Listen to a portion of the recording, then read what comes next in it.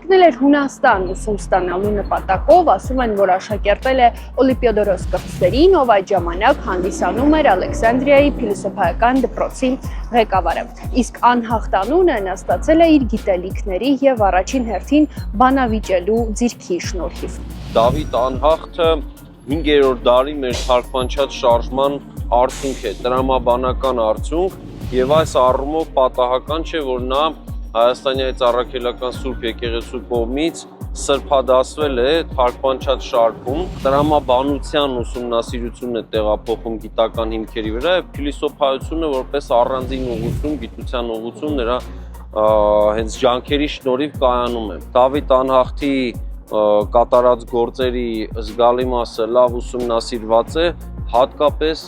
նրա փիլիսոփայական հայացքների տեսանկյունից։ Միացեք մեր էջին, իմացեք ավելին մեր պատմության մասին։